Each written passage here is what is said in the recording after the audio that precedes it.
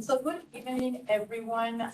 My name is Ingrid Valladares. I'm a council member at the AAA Queensland branch. And today I will be introducing our speaker at tonight's event. But first, I would like to acknowledge that we're on the line of the Jugar and Turrbal people, and I want to pay respect to elders past, present, and emerging. So tonight's event is on critical minerals as tools of economic statecraft. Critical minerals have been making the headlines of as Western and allied nations race to increase their sovereign capability and secure their downstream manufacturing sector's needs. The criticality of metals and minerals varies from country to country based on a nation's industrial, defense, and economic strategies. Sudden supply shocks and geopolitical disturbances can swiftly shift the criticality of a commodity. Critical mineral supply chains from mine to end product are vulnerable to supply chain disruptions due to heavy monopolization, particularly in the midstream processing and refining space. As a result, both the miners and the manufacturers are reliant on China for a steady supply of refined critical materials. China's export ban on rare earths to Japan, following a political dispute, was one example of how vulnerable many nations are to securing critical minerals for end products such as electric vehicles, phones, and wind turbines that our society and economies are now relying on. Australia plays an important role in this geopolitical puzzle, containing almost all the critical minerals required for future technologies. Australia's approach to supporting its critical minerals industry will shape not our new energy future, but also have a significant impact on the world's supply. And tonight's event is very relevant considering that the Critical Minerals Strategy 2023 and 2030 has been recently released in June 2030 by the Department of Industry, Science and Resources. And we have the great honor to have Namali Mackay, who is a former Australian diplomat and trade negotiator covering the trade, industry, resource and climate portfolios during her posting at the Australian High Commission in London, speaking to us about this important topic. After her posting, Namali was appointed Group Head of Industrial Relations at Prudential in UK, in London, where she managed the group's trade and international agenda across the ASEAN region. Following Brexit, Namali was the trade advisor to Make UK, the UK's largest manufacturing industry body, where she worked with UK manufacturers on supply chain and trade strategies of Brexit readiness. Most recently, Namali led on the critical minerals agenda for the Australian Trade and Investment Commission in London, where she worked with UK and Australian critical minerals stakeholders on behalf of the Australian government. Namali has returned to Australia and is now the Managing Director of the newly formed Critical Minerals Association of Australia. So Namali, I turn to you. I was going to say, what a great summary, but then I realised I think I wrote It summarizes what I'm going to say. Thank you for having me. Thank you for having me. It's great to be here. And as you can see, I'm going to talk about critical minerals as a tool of economic statecraft, and also a bit about us as the association. And I would like to thank Paul Lucas for inviting me, but he's not here. So as Ingrid mentioned, I'm not a geologist or a chemical engineer. I'm an ex-diplomat and trade negotiator. And I think the important thing about that is, we can look at the geopolitics of this issue through that kind of lens. Now, what I want to do is just to talk you through the basics, and then look at why we exist, and also just, why are people scrambling to get, their hands on these things? So if you have a look here, the first thing to address is, what are they? It's a general definition, but what's interesting is it's based on a few basic things. And one is that there's usually a limited or highly concentrated supply that's not easy to substitute or diversify from. So that's one issue. The next one is that it's highly vulnerable to supply chain disruptions, and that's natural, geopolitical and economic. And it's of strategic importance to the geopolitics of a country, which, is why it's talked about, I guess. Now, in Australia, I mean, we're familiar with the term the minerals industry, but the criticality is something that is a whole different issue about critical minerals. And obviously, you would have heard of lithium, nickel, cobalt, and rare earth elements as some of the most common ones that are part of the industry. And in Australia, we have about 26 critical minerals on the critical minerals list. And it's actually being reviewed now as to whether they are the correct ones, as Ingrid pointed out, under the new critical minerals strategy that the government has produced. And for example, copper, which you may have heard about, there's a massive demand for copper and a shortage of supply. It's not on the critical minerals list yet. So this may be one of the, the commodities that get reviewed in this process. And if you have a look here at some of the industries that are reliant on critical minerals, again, Ingrid touched on that in the introduction. It's very essential industries like space, technology, electric vehicles, wind turbines. And really, I think the most important thing is it's part of this energy transition that we are looking at and moving towards. So, that's the essential nature of it. Move on. A bit about us. So, I mean, I guess the reason we exist is for this very reason. There is an industry that's formed that is not really accounted for or addressed by the rest of the wider mining sector. There's iron ore, coal, gold are our traditional exports, and this is a different group of commodities, and also I guess it's a very new industry with a new group of players that are generally small, generally at disparate levels of development. So we're very much a member-driven industry body, and we're focused very much on creating a responsible, secure and diversified critical minerals supply chain. So we're really looking at being green, not fossil fuel based, looking at who invests in this industry and looking at ESG, the environmental, social and governance issues that surround the industry. So you can see that, we're aiming here to be really to position the sector very much as one that Australia can sort of launch itself from on the international stage, and to be secure and resilient and diversified. So we are looking at being part of a bridge, I guess, between the industry itself and government and various, whether it's foreign, state-based governments or federal governments, being that link just purely for critical minerals companies. And what is a little bit different about us is we're not just, in our membership, we don't just have miners, processors and explorers.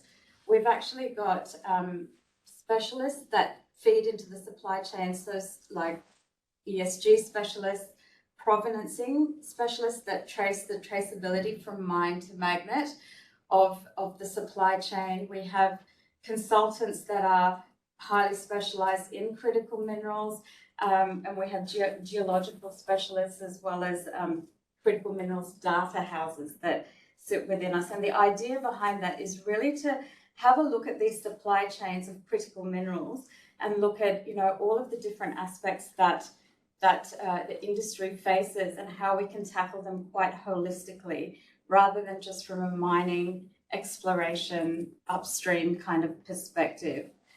So that's us, and that's what has driven us to exist. And let me just move along. And the reason I just want to show you our organizational structure is because we actually sit alongside a number of critical minerals associations in the US, the UK and Canada.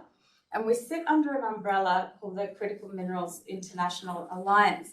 And what that is about really is having a conversation between like-minded countries, the sort of Five Eyes countries about how can we build an alternative supply pathway for critical minerals internationally. And to do that, we have to have this sort of linkage between these countries and the industries in those countries to be able to link up that supply chain. So, I mean, that's the reason I wanted to draw that to your attention. We actually first started in the UK, which it's ironic because there's no critical minerals at all.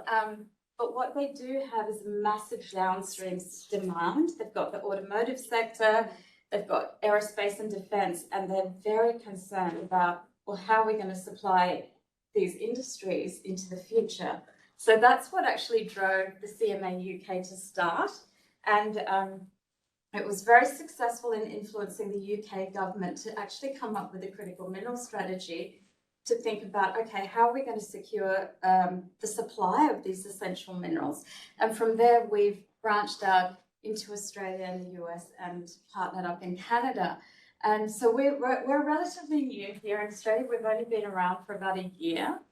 And we really have extensively consulted with our membership and industry to really look at what is it that this sector needs to actually propel Australia into a whole new sort of energy transition and to place itself in a different spot on the supply chain.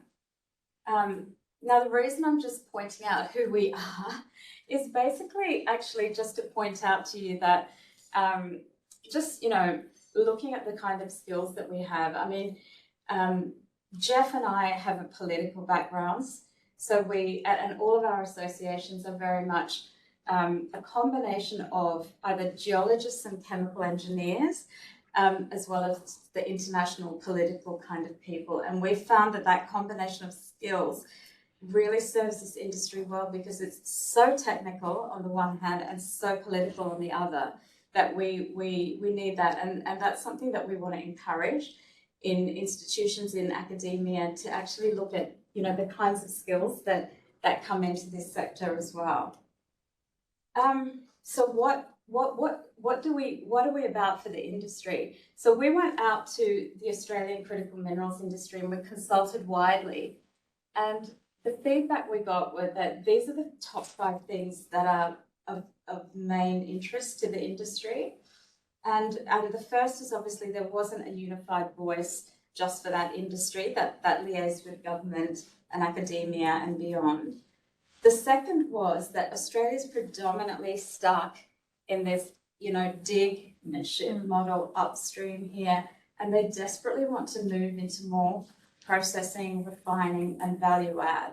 So and in doing that, there's a lot of issues that they're facing as a collective group, and so that's their second biggest priority. Now, the third one, which Graham, you and I were talking about beforehand, is the environmental, social, and governance issues.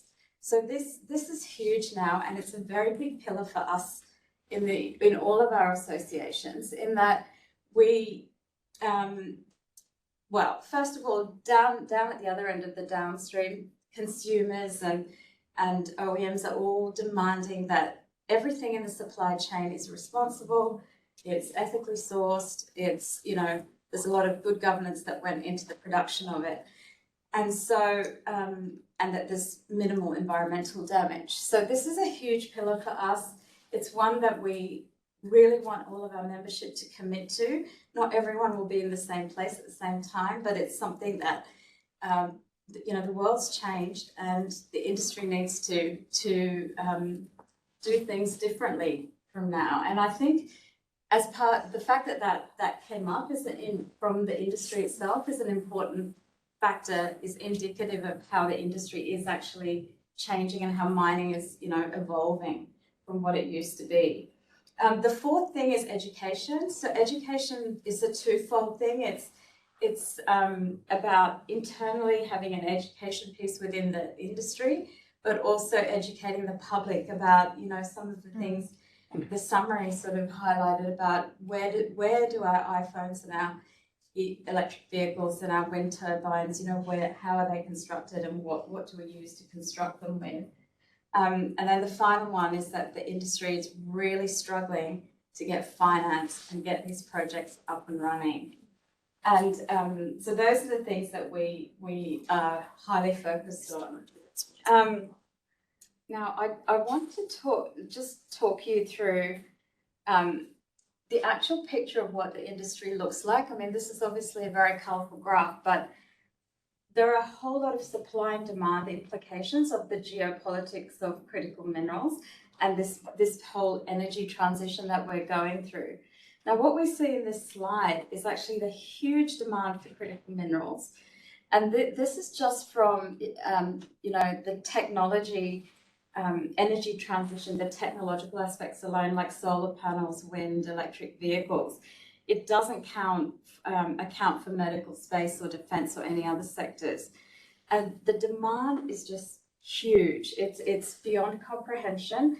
The International Energy Agency, their very latest report, I think it was a couple of weeks ago, it says that demand for these minerals is projected to grow by 3.5 times, reaching over 30 million tonnes by 2030. And that's an incredibly large volume, which leads us to, well, where are we going to get this from and how? And that's actually what makes some of these minerals exceptionally critical in nature. And before I talk about like how we're going to get to them, I just want to demonstrate very simply what the supply chain looks like.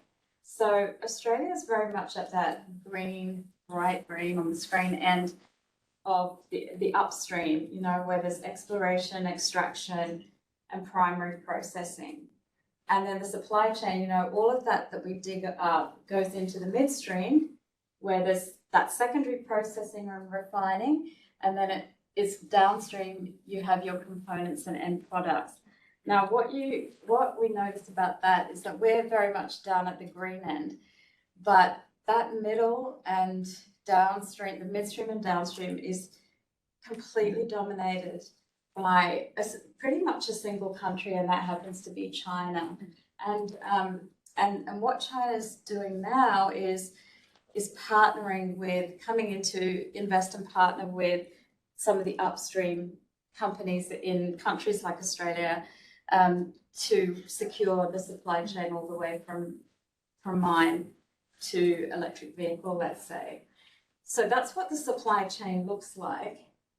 Now, if you just have a look at, I think the thing to note with this graph is just the red. I think the red just indicates the monopoly that China has on pretty much all aspects of the supply chain. They do have their own supply, but the midstream and the manufacture further downstream is also very heavily dominated by China. And if you sort of think about, well, why and how has this come about? And the answer is just very simply that China has had decades of foresight about this sector, and they've really understood the strategic role of critical minerals, and they have invested early, invested significantly, and this is the result of what you see. And I'll come back to that comparison between the West and China in a minute. So I mean, so that's the picture of supply and demand. Like, the question then is, where are we in this, and how do we approach this situation? The fact is that we in Australia just cannot compete with China on price. It's not possible. And we have a whole lot of challenges here in Australia. We no longer have that technical expertise to the level and in the volume that countries like China have. We did away with a lot of that manufacturing decades ago, and so that's a skill issue is a major one. We've got infrastructure issues, very expensive energy costs here, high labour costs, and we don't, even when we dig up the critical minerals, where does it go? There's no way to process it here. like that part of the midstream just doesn't exist.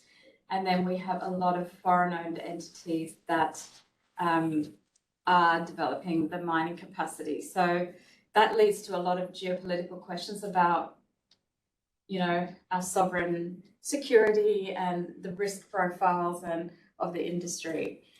Now, where Australia actually can differentiate itself is in the environmental, social, and governance area and being responsible, because that's something that China hasn't nailed yet. They are looking very actively at it, but another reason that they have been successful is they just haven't had to adhere to some of the social, environmental, and governance processes that we are now demanding. So this is a massive opportunity for Australia to redefine itself and become a premium supplier of critical minerals. And to do that, you know, there's just so many particular issues that we have to deal with, including financing, how to secure, you know, purchasing at the other end of these minerals. And there's a whole lot of, you may have heard of greenwashing, which is, you know, a lot of tick box exercises on how green a company's credentials might be, when in fact they are potentially not. And the Northern Hemisphere, so Europe and the US, are really demanding very high standards, and there's potentially a premium there for Australia if that can be met. So I'm coming back now to what I mentioned before, which was the whole Western Chinese sort of comparison. And it's really fascinating if you just have a look at this picture of how China, I think Deng Xiaoping originally in 1978 opened up China back in the 70s, and it all started under that umbrella back then.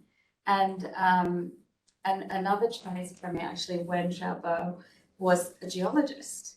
He got it very early.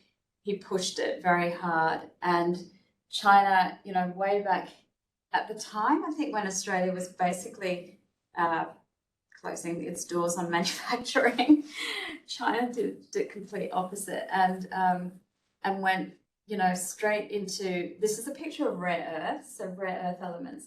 And what the Chinese did is they acquired, you know, Magna-Quench from General Motors in the US in 1995, and pretty much just did a carbon copy transplant of that into China by 2001. It was very advanced, very developed, and they used that. And what they also did very successfully is the government had them all sort of conglomerate companies. So it wasn't just individual companies desperately trying to set up the industry. They were sort of forced into joining forces and investing a lot of money together, and that was a very effective strategy. And really, the US just sort of started to shut down, and then finally in 2015, that was sort of the death of the US rare earths industry, and China's sort of pattern of taking the US expertise and just going for it was a very strategic move. Now, that blue box there about the Japanese government investing in Australia's Lynas rare earths is just a really interesting example of the reason Lynas is, you know, has one of the reasons Lynas has succeeded there is just very much about that huge government backing that it received from Japan. So that's what has been going on in China.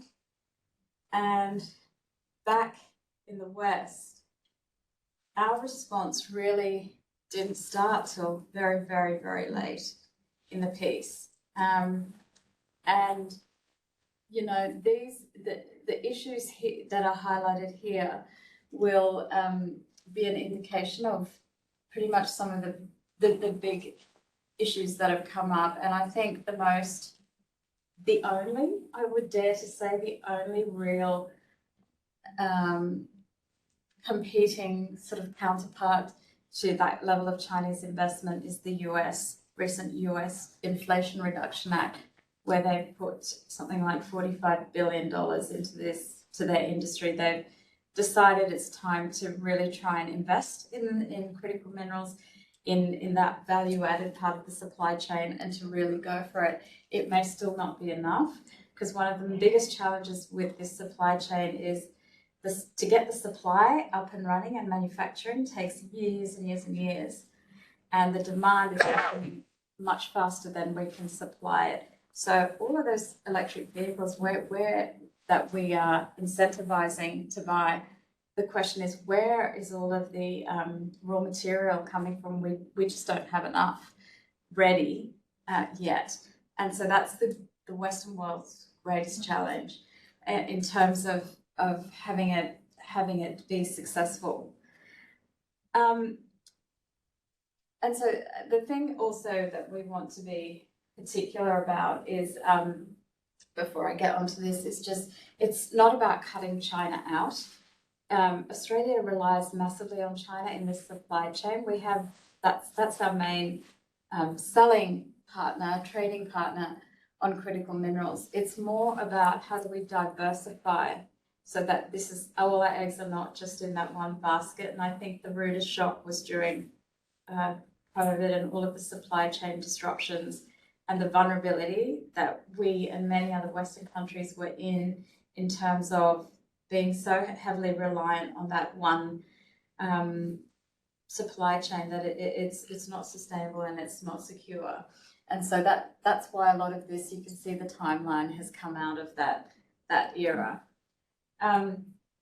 So these are just taking the US, EU, and Australia.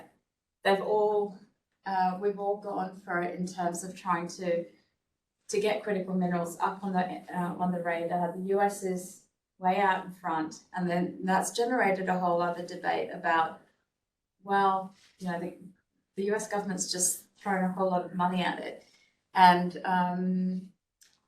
the EU, it remains to be seen how much and how they're going to do that themselves. And Australia's nowhere near that level of investment.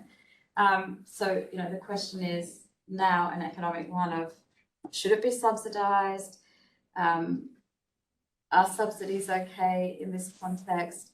And one of the things to think about is that we've always had a sort of free market economic structure in the West, and where government doesn't intervene in the market, that, you know, resources are equally allocated by the market. But what I guess is different about this market is that there's a massive monopoly in the market, in the midstream of the market, that has been underpinned by massive state subsidies and a lot of different factors. So we're never going to be able to compete with that market structure. So there's some kind of decision, I guess, that needs to be made about whether government should intervene in the market, and in what way should the government intervene in order for us as countries to secure our future. So it's very interesting that the IEA has just I think a couple of weeks ago released this critical minerals report, and the amount of investment going into the industries is huge. So which is great. It's going in. There's record levels of investment. But what's interesting is that there's still limited progress that's been made in terms of diversifying where we're getting our supply from.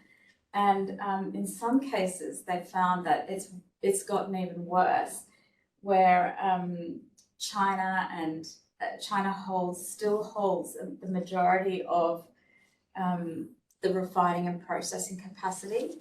And so this is where it's a real bottleneck, may not be the right word, but challenge in terms of how we can have some guarantee of freedom along that supply chain. And the other issue that we've seen is resource protectionism. So we've actually just seen it recently with China, where they've placed, on a couple of minerals, they've placed export restrictions on their production so that they can control and map out where each mineral is going to. And similarly, some other countries are actually banning the exports of some of their ore so that they can keep it in-house. So it's becoming a very political, security-based conversation and environment. So where are we? The thing to get is that while all of that picture can come across as quite gloomy, the energy transition does definitely provide Australia with an opportunity to really find a different avenue and a pathway to capitalise on its natural resources. But we really can't do it without government support. There's just no way that, and a lot of these projects that are getting up and running are classified as highly risky because they're new, they're not valued by the financial markets in the same way as iron ore and coal and gold. And so to get these projects up and running, and given that we have this massive time frame issue, is going to need an injection of government backing to actually get it moving much faster.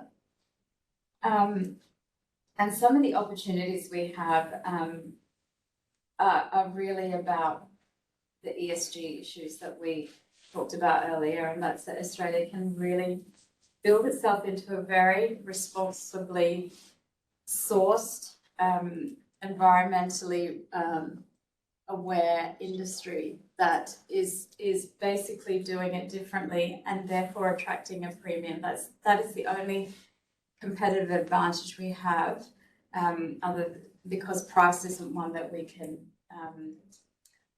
go with. And I've noted here about the IRA, under various trade rules, Australia can also be counted in the US Inflation Reduction Act as being a supplier of choice for American mining and processing entities in the US, which is great on the one hand, but on the other hand, it does still keep us in that dig and ship model because it's encouraging all of the raw materials to go over to the US and to be processed there, or it's encouraging Australian companies to go and set up in the US.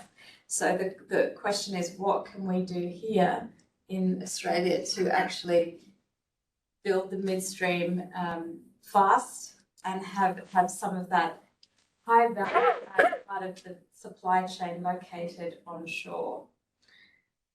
So with that, I would just say it's a very broad brush picture of where the industry's at. It's a huge issue facing not just the industry, but the resource sector more generally. And we're very excited to be representing the industry itself because it's something that is new, and the players in the industry are very engaged and very keen to sign up to some of those values that I highlighted before, which is a brilliant, new approach to what is essentially an energy transition that Australia is facing. So I will end there, but very happy to answer any questions that come out of it. But thank you.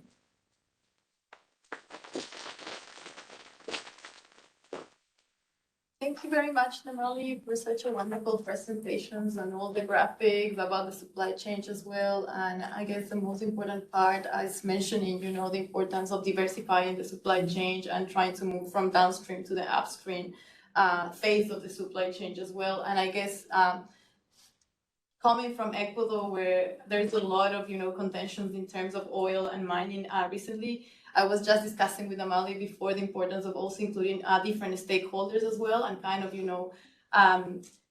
educating the communities of the importance and the processes of, in this case, the mining sector. So we will start with the Q&A. I think we have around 10 minutes for the Q&A. So if there are any questions here for Namali or online, please feel free to raise your hand and ask the question. I'll ask the first question. Thank you very much, Namali, for that very interesting discussion. You talked about the import that the association has given to the ESG issues, which is good to hear. But while their focus might well be overwhelmingly on how things are done here in Australia, I presume that some of the members might have activities going on in some countries overseas where there may not be as strong governance as we have here in Australia. Has that been a point of discussion? Absolutely. So we, as part of our membership, we have Australian companies that operate in Australia, or ASX listed companies that might have, say, a mine in Tanzania or in Vietnam or other countries. So absolutely. And I guess part of being in this grouping for us is about demonstrating a commitment to ESG no matter where your operation is. And that's obviously different in different jurisdictions. You know, we don't have to deal with child labour issues here, but we do have to deal with a whole lot of other things like collapse of PwC and the governance issues around that, for example. You know, it's a whole different level of either governance or child labour or whatever it is. But we want to see a commitment to ESG from wherever their operations are, because at the end of the day, it's all part of the same supply chain, and down at the other end of the downstream, or in the downstream, they that is what's being requested and demanded. Yeah. We have another question over there. Oh, yeah, sorry, if you don't mind, sorry. It's one of the dreaded two-parters, I'm sorry in advance. So I think like one of the sort of ideas here is that Australia can market ourselves if we manage to get these processes up and running to the rest of the West, I guess, and especially those where they're having difficulties with China. For the example, US and Japan, if we're going to put Japan as a Western country. Is it your opinion that we have enough talent locally here, enough of a trained workforce here, and enough of a drive in the next, by 2030 or by 2040, to become that sort of, you know, green stamp of approval? It's the ethically sourced Australian rare earths, as opposed to the we don't know the provenance of it rare earths. Is there actually that capacity? Is that a realistic goal for us? Can I stop you and ask the question? Yeah. So do we have the skilled workforce to cover the environmental, social governance stuff? Yeah, yes, exactly or do that. you mean the actual technical? Processing. Yeah, the processing. Yeah. Or the processing? Yeah. No. Yeah. So what do we do? No, don't. Yeah. That's the short version of that answer. That is a huge issue. I think there's this stat that floats around. I don't know if you heard of it, but do you know how many metallurgists we graduated out of Australia last year or the year before? Anyone want to guess? One. Oh, less than 100. 4. Oh no. 4. Yeah. And I think that just gives you an indication of the dire state. Yeah. And also, you know, we're talking about in the processing, highly specialized. And one of the things that we get feedback from industry is that, for example, when there is a Chinese company that comes in and invests and does, you know, take on some of an Australian company, the exposure that the Australian workforce gets to their technical expertise is huge. So there is a gap, and so they are, you know, able to. They're cutting edge. They're highly trained. And we're not there, and our student workforce, the education sector needs to be part of this conversation, because we need highly skilled graduates in some of these technical areas, and I can see that I'm not one of them, but our people in our association who are geologists and chemical engineers, I mean, it's a whole different world. So that's Yeah, I get. And my second part would be, if we stopped today and we said, okay, let's get working on this program the same way that China did, how long do you think it would be realistic that we would actually be able to do that? So I think there's two main things. Others in the industry might think there's more. we need massive capital injection, huge amounts of money. Because, you know, you hear of all the stories about China just setting up a coal-fired power, you know, a power plant in 2 days here and there and everything else, and that is most likely true. So we would have to be on that scale for one, and then we'd have to, you know, where do we get the technical expertise from? We would have to be willing to bring it in and to skill up our industry. And then where is that money going to come from? So yeah, there's a huge number of issues, and some of those mining operations take years and years. So what we also need to do is have cutting edge technology that we're not using, old practices of getting these things up and running. And there is technology out there, but again, we'd have to invest in it heavily, and that technology would have to speed things up in a rapid way. You should go around to teenagers and tell them to study metallurgy. Absolutely. And that's not a joke. It's actually deadly serious. That the next generation holds a huge key in this. That they will be critical to how we can get there quickly, and also their embracing of getting the link between their iPhones and how they're going to sustain their lifestyle. You can't be on TikTok if there's no. Yeah, exactly. Yeah, that is the bottom line. Yeah. Another question. Thanks, that was really great. I just wonder further to that is, have you gauged the Australian government's appetite for investment, that kind of stimulus or the critical investment that the industry needs, given its strategic importance? And also off the back of AUKUS, is there any money that could be directed, given the obvious link between what AUKUS is Yeah, that's about? a good question. How's that feeling? Because it kind of goes against the neoliberal economics. So their feeling is a no. Yeah. Very uncomfortable with it, and you know, and I can say that because I've come up through the Australian government system as a neoliberal economist. Yeah.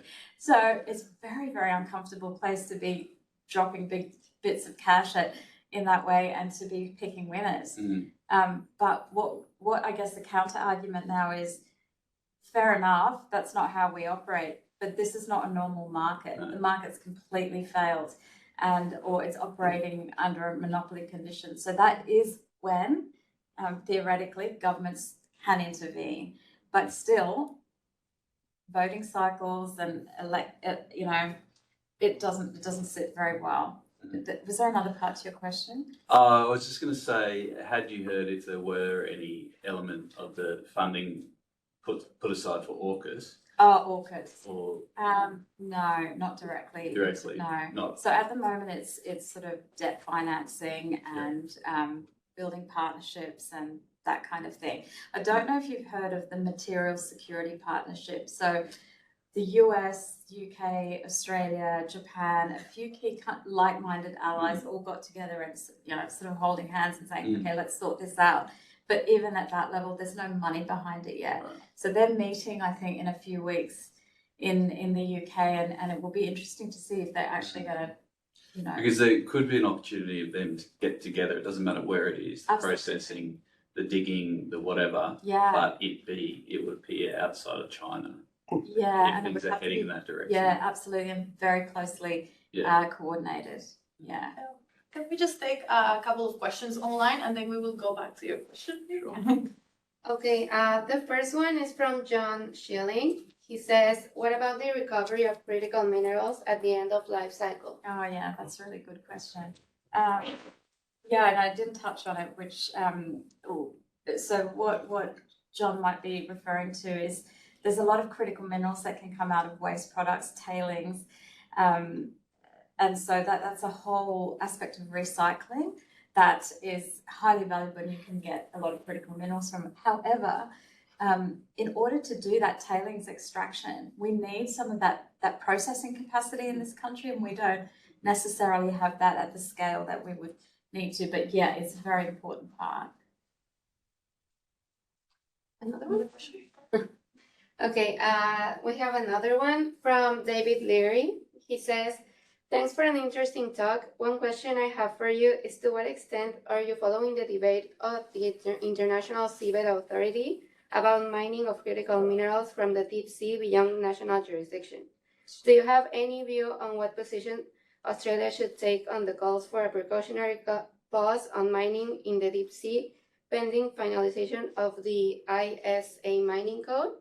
And secondly, do you see the same trends where China is playing out at the ISA as you are seeing elsewhere in the rare earth markets? So this is a highly, I don't know what the right word is, contentious or interesting new area of mining for critical minerals at the sea floor. And we don't have an official position, but I just tell you a personal view based on everything that we're developing, and we haven't gone out to industry on this yet. But there's just too much unknown. There's a lot of people saying, oh, it's far less environmentally damaging. But there are some counter arguments there about they go in and do some digging, and then there's 100 new species of tiny microorganisms that no one's ever known about before. And it's a whole unknown world, and there's just not enough research to back that up, that is environmentally an okay thing to do. A question over there? I was curious if you had any commentary around the recent situation that's evolved with mineral resources in Albemarle. So obviously mineral resources in Albemarle had the Wodgina lithium mine in WA. I think it was a 50-50 joint venture, and then they developed the Kemerton lithium hydroxide refinery.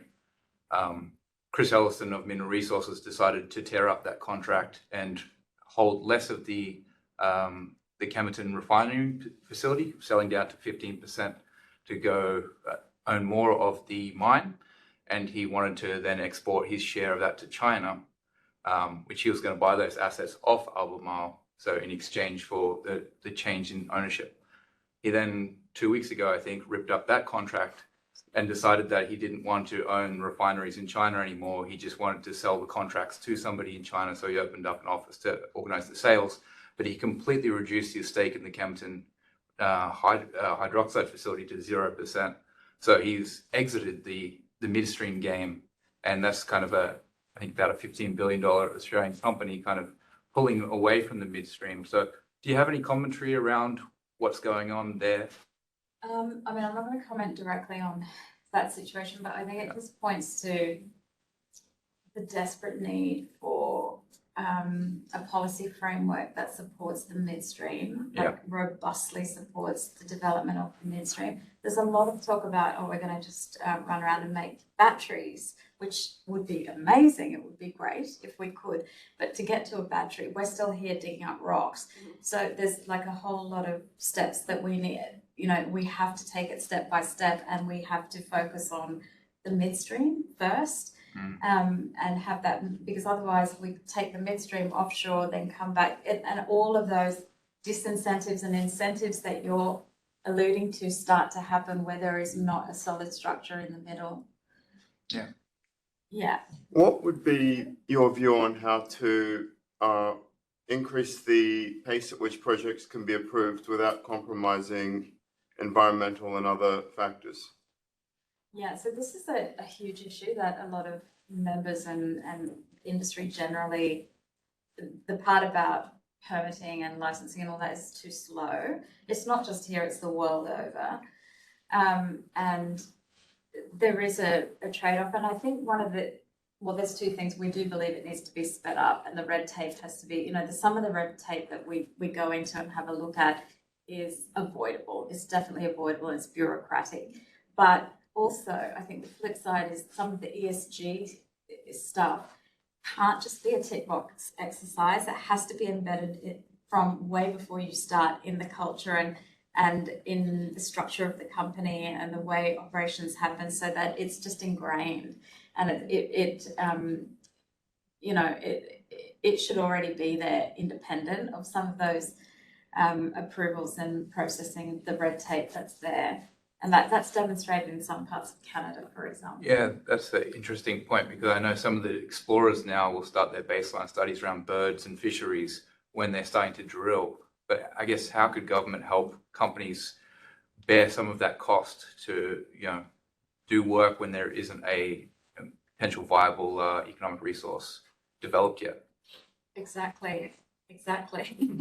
And I think government is definitely, in there looking at, what they can do, and that's part of the whole refresh of the critical mineral strategy. It's like, okay, they went out to industry, like, what's missing? What do we need to do?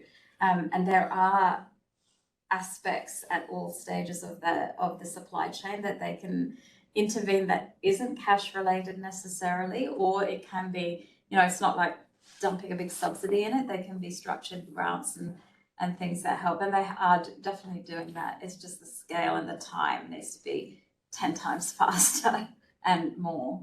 I think we have another question online. Yeah. This one is from George. He says, large mining corporations have already stated their distaste for processing minerals. The furthest they go is to consolidate, which does not meet the definition of critical mineral production under the IRA.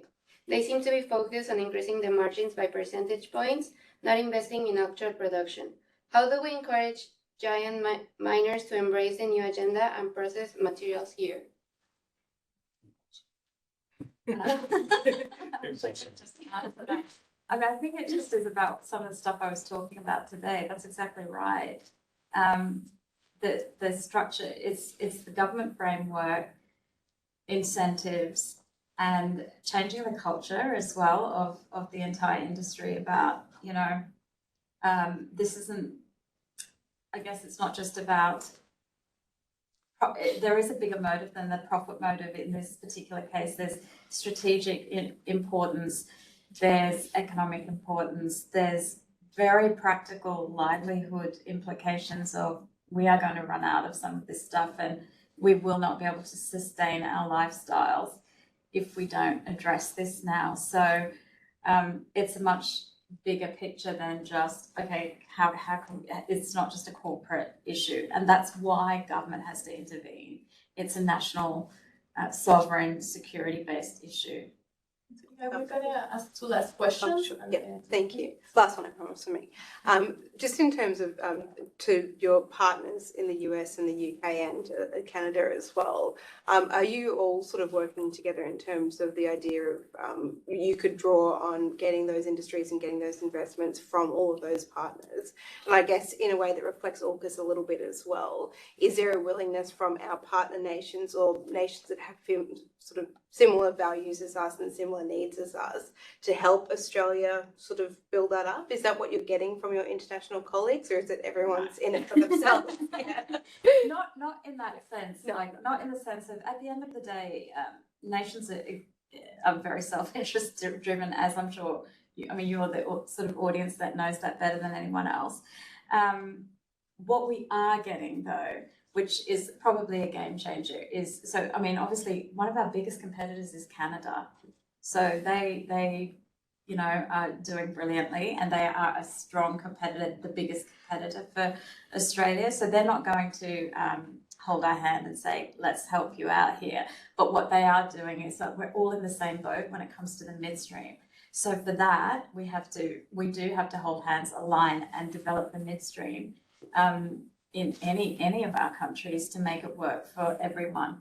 So and that's why we're having those conversations, and those conversations are very easy to have, and they're very aligned, and everyone's on the same page. We just now need it to ramp up to international levels of funding to make that happen. And also, it's very sensitive. China's our greatest trading partner. China we rely on China to take all of our minerals, like most of our minerals. So as I said before, it's not like an anti-China, cutting China out strategy. It's about, that's our only, the eggs are only in that basket. And like with anything, we just need to diversify. How do we do it? Namali, is there any appetite within our big superannuation funds, like particularly the industry superannuation funds, for investment in this, particularly in the what you were calling the midstream part of the? So I mean, yes and no. And I think the problem with setting up this midstream is all of those finance markets and investors class it as highly risky. Yeah. It's risky because there's no history. Often they're sort of junior, not it's very varied. It's not like Rio Tinto going into, well, they are obviously in critical minerals as well, and are one of our members internationally, but for them financing is easy, but the rest of the industry is quite varied. And so part of our job is also to educate the finance markets about the minerals and the the prospects of projects going forward. But it seems there's pretty high risk in not getting into it too. Yeah, but that risk isn't born. That risk is born collectively. Yeah. Problem by a nation, and then how do you mobilize a nation to invest collectively versus a single super fund? Yeah, it would require government change to It does. the expectation that super funds are investing purely for the retirement benefits of their members. Yeah, So they sort of have to make profits. Yeah, exactly. It's a big shift. Yeah. Do you ever think a fund like North Australia Infrastructure Fund could be developed for critical and strategic minerals? Well, it is actually. It's a big. They can use a NAIF for it. NAIF. Are you talking about? Yeah, so a Yeah. NAIF-like fund directly for strategic and critical minerals. So NAIF is one of the biggest Yeah. providers of critical. NAIF and the Export Finance Australia also fund in that way, but They've got a cut off it. well, they're debt funding, they're debt finance. Yes. So when we're competing with big, buckets of money that goes debt into equity, and that's not really where the government is right now. I think I have to stop. Thank you very much, Namali, for such a wonderful presentation and all the attendees. So Graham will be doing some closing remarks and final announcements, but if everyone can join me in thanking Namali. Look, I also would like to thank Namali for that very interesting talk. She was saying earlier that having just got back to Brisbane, she hadn't got around to joining AAA, and I'm able to announce that as a speaker, she's got 12 months membership of AAA Queensland, so we look forward to having you along. Excellent. Thank you, Graham. We have a couple of very interesting events with a Pacific focus coming up. Next Tuesday, we've got Dame Meg Taylor, who's the former Secretary General of the Pacific Islands Forum. And she's going to be talking with Stefan Armbruster, who you may know as the Pacific journalist for SBS. And they'll be talking about evolving issues in the Pacific, views of and from the Pacific neighbourhood. The week after that, on the 8th of August, we have Liata Alia Naomi, who's recently been appointed as the first Queensland Trade Commissioner of the Pacific. And she's going to be talking about growth amongst neighbours, Queensland as Australia's Pacific state. So you can see all of these events on our website. So I'd encourage you to log on and look at those upcoming events. Finally, I just want to make you aware that we've just started sending out a survey to those who come along or who are registered for the talks. And I would ask you to make sure that you respond to that so that we get feedback from our participants. So thank you everyone for coming along. That was a very interesting talk about a very an important developing area, very much for Australia, given the resources that we have, but also given how vulnerable we are. So thank you very much for coming along, and I look forward to welcoming you at future events.